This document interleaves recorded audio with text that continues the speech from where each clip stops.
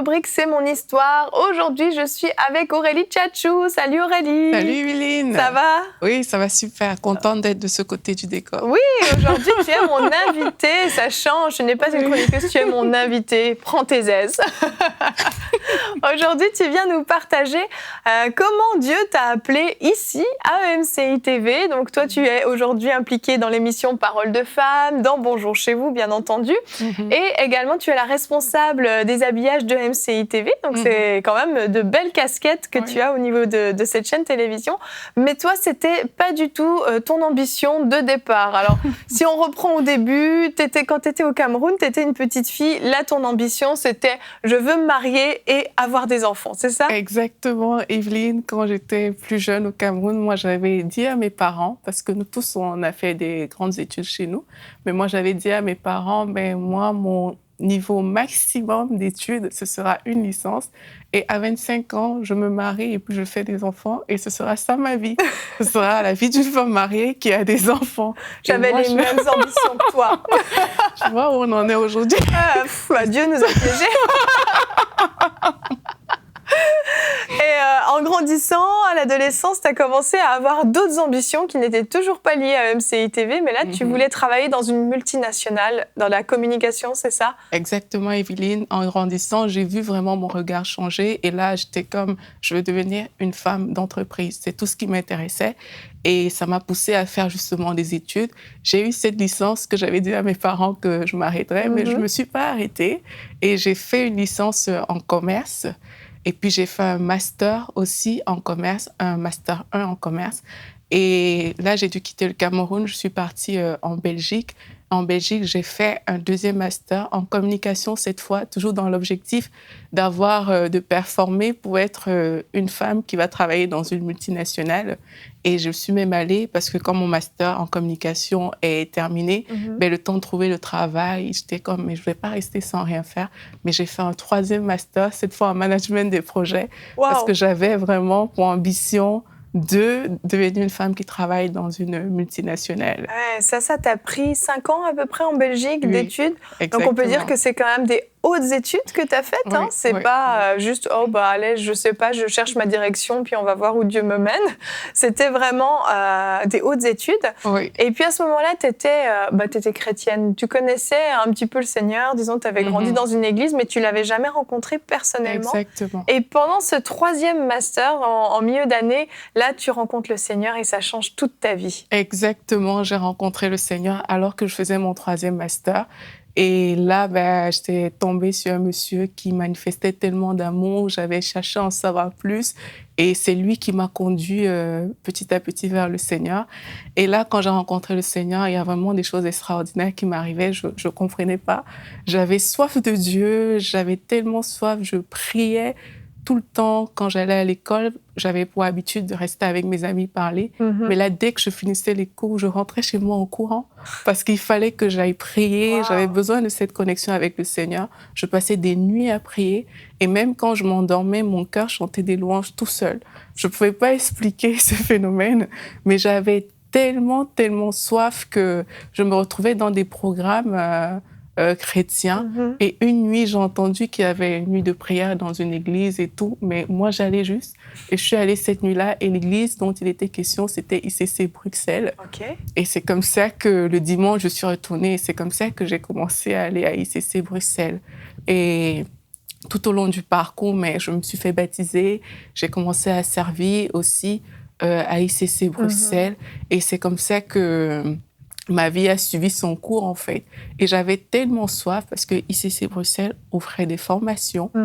Et moi, j'avais tellement soif de connaître Dieu que j'ai décidé de poursuivre le parcours de formation qu'il proposait. Et j'ai décidé de faire l'école biblique. Et à l'école biblique, il y a un cours qu'on donne qui s'appelle « Découvrez votre appel et accomplissez votre destinée ». Et alors que je faisais ce cours, j'ai décidé de rentrer à la maison, de faire des exercices. Et là, Dieu me fait comprendre que tu vas travailler dans une chaîne de télévision chrétienne. Et le mot « créer » une chaîne de télévision chrétienne sonnait vraiment fort dans mon esprit. Et moi, je ne connaissais aucune chaîne de télé chrétienne, mais ça a changé complètement toutes mes perspectives à ce moment-là. Là, tu savais que Dieu vraiment t'appelait à travailler, et non seulement à travailler, mais même à créer une chaîne de télévision chrétienne. Tu t'es dit quoi à ce moment-là? Est-ce que tu n'en connaissais pas? Est-ce que ça te paraissait complètement fou? Ou tu t'es dit, bon, allons-y, on fonce? Mais qu'est-ce que je me suis dit? Déjà, je connaissais tellement pas et ça me semblait tellement énorme. Et moi, je pensais, peut-être je vais le faire au Cameroun. Le Cameroun, c'est plus facile, oui. C'est mon pays et tout. Mais franchement, j'y connaissais absolument rien. Ouais. J'ai décidé d'apprendre, tout simplement, comment on fait. Et le métier, dans ma tête, qui semblait être adapté pour la télé, le seul que je connaissais vraiment, c'était celui de réalisateur. Okay. Donc, j'ai décidé de chercher une école où j'allais m'inscrire pour faire de la réalisation télé. Donc, après tes 5 années d'études, là, ton master numéro 3 en poche, tu l'as terminé quand même. Oui, en parallèle. Voilà, en parallèle. Donc, tu te lances dans des nouvelles études encore qui devaient durer, 3 ans, c'est ça? Oui, exactement. Pour être réalisatrice, c'était l'objectif. Exactement, parce que là, j'étais comme, Dieu m'a parlé. Oui. Et c'est comme si tous mes masters d'auparavant ne comptaient plus. C'est comme si toutes ces années d'études, tous ces désirs que j'avais eus ne comptaient plus. Je voulais maintenant devenir réalisateur télé et tout ce que j'ai fait, je l'ai orienté dans cette direction-là. J'ai des stages que j'ai faits, c'était dans des maisons de production que je demandais, dans des chaînes de télévision. Mais tout ce parcours antérieur avait vraiment complètement changé. C'est dingue, Dieu avait déposé sa volonté dans ton cœur et pour toi, c'était évident, il fallait obéir, au point où tu as quand même tiré un trait sur tous ces diplômes que tu avais faits, qui t'avaient pris des années. C'était facile pour toi de tout mettre de côté, tout abandonner? Non, c'était pas si facile que ça, mais la soif que j'avais à ce moment-là était beaucoup plus forte que tout ce qui pouvait me retenir, en fait. Parce que c'est cette soif qui me faisait vraiment faire des choses folles. Parce que aujourd'hui, je les regarde comme ça, je me dis, waouh, mais j'allais dans des programmes, mon train passait et j'avais plus de train, j'étais prête à dormir dans la gare, comme ça, dans la nuit. Mais c'est vraiment cette soif qui me faisait faire ces choses-là. Et cette soif dépassait mes diplômes que j'avais eus auparavant. C'est pour ça que je me suis directement lancée, en fait, à l'école de réalisation. Et quand j'ai pris vraiment le pas de me lancer dans cette école, mais j'ai eu beaucoup de difficultés qui sont arrivées par la suite parce que l'État belge m'a fait comprendre que, ayant le niveau que j'avais, je ne pouvais pas m'inscrire dans une école de formation sociale, on dit en Belgique. En fait, c'est une école où, normalement, c'est des personnes qui n'ont pas pu aller à l'université qu'on envoie dans ce type d'école-là. Et moi, j'étais à l'université, j'avais tout ça. Et puis, l'école m'avait acceptée, mais l'État refusait cette école-là. Et suite à ça, j'ai perdu mon droit de rester en Belgique. Et il y a une série de problèmes vraiment qui ont commencé comme ça. Et j'étais juste, mais je voulais juste suivre mon affaire. Laissez-moi tranquille. Et comment t'as fait? Donc, est-ce que t'as dû quitter le pays finalement ou t'as pu rester? Non, mais justement, c'est dans ce parcours de difficulté que Dieu m'a vraiment enseigné l'enracinement dans sa parole, à m'attacher à lui. Dieu m'a montré vraiment tellement de choses dans ce parcours.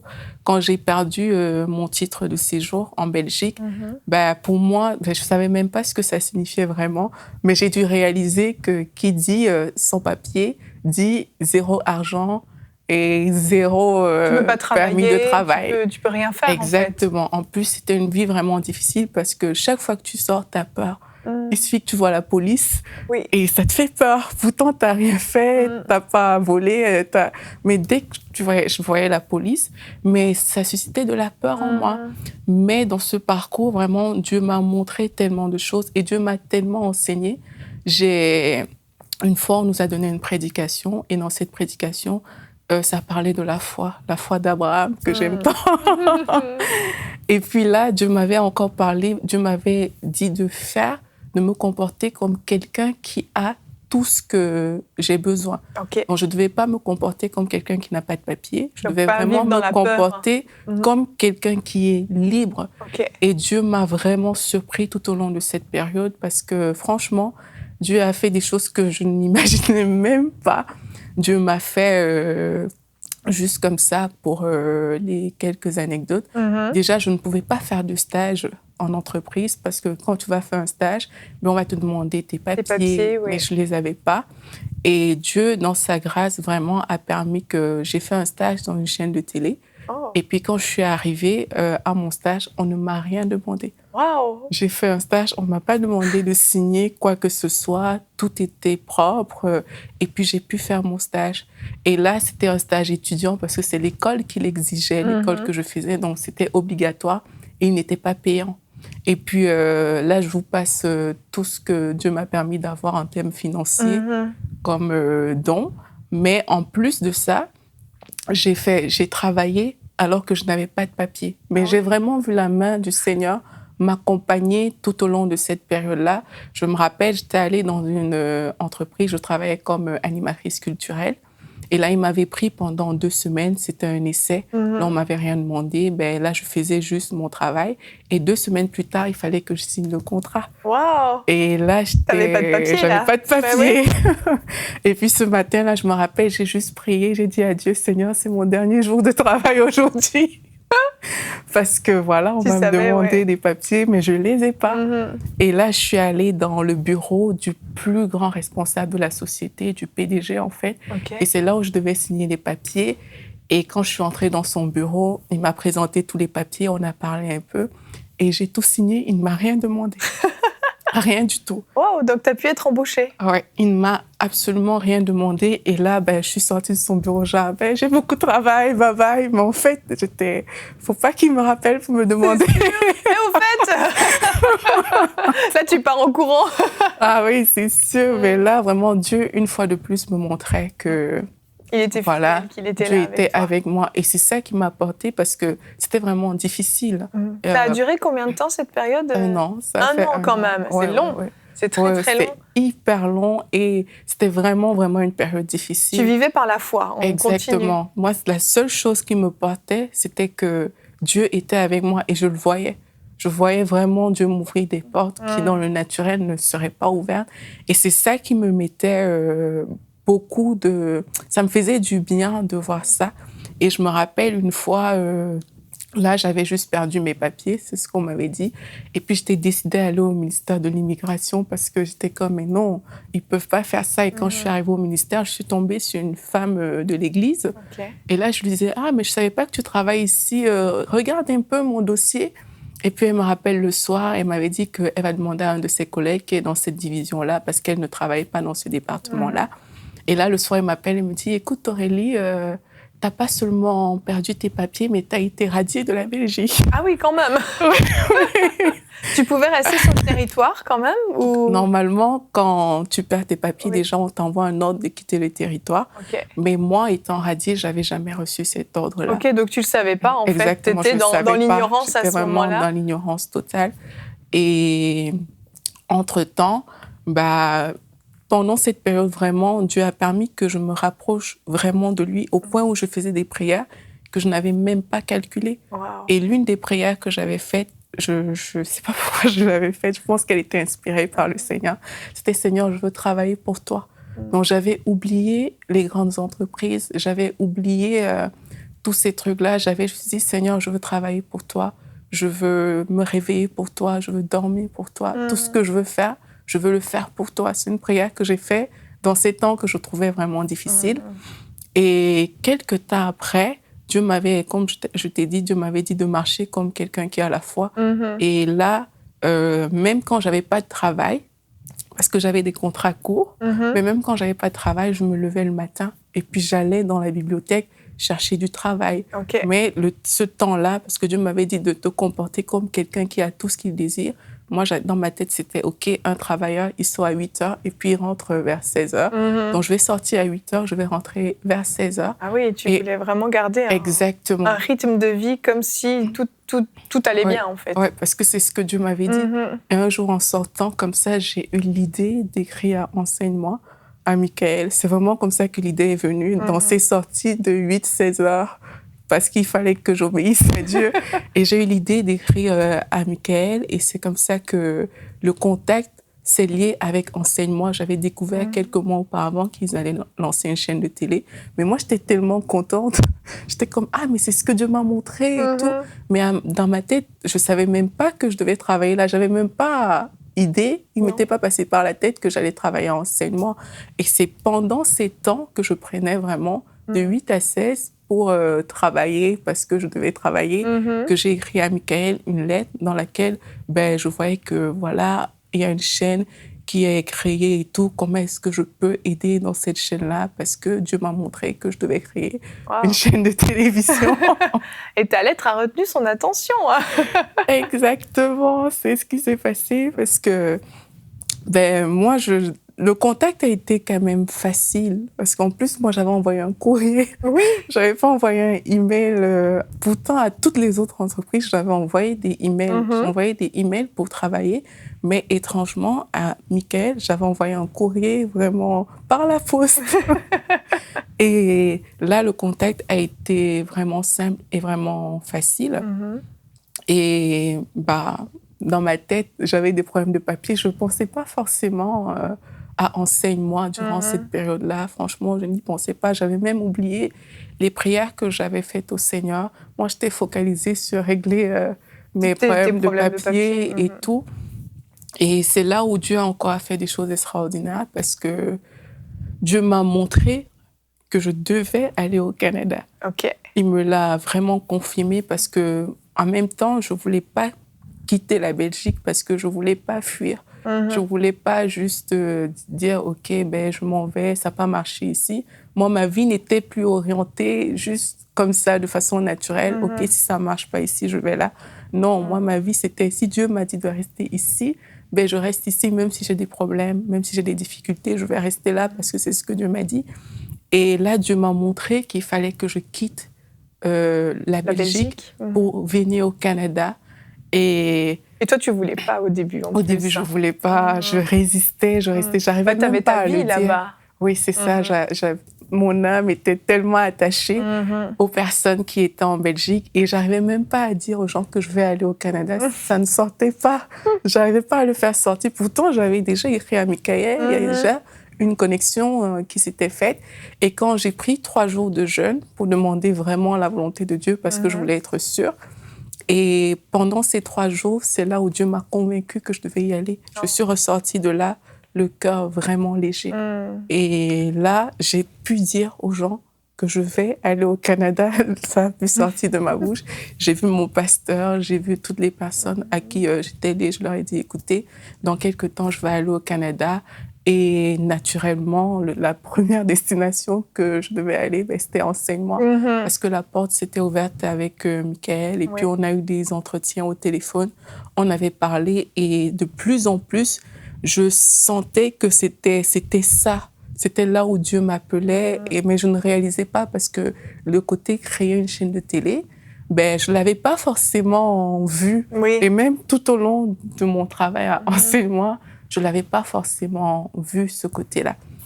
Mais j'ai dit à Dieu une chose, j'ai dit à Dieu, OK, je vais partir au Canada, mais si je pars au Canada comme ça, mais on va dire que je suis partie parce que j'ai perdu mes papiers. Et c'est là où Dieu a fait quelque chose d'extraordinaire. C'est que quelques semaines après que j'ai fait cette prière, ils m'ont convoquée à la commune. Je suis allée à la commune. Et puis là, ils me disent qu'il y a 2 camps qui s'opposent. Il y a un camp qui dit que non, on doit te les donner parce que voilà, tu étais radié, tu n'as pas reçu l'ordre de quitter le territoire.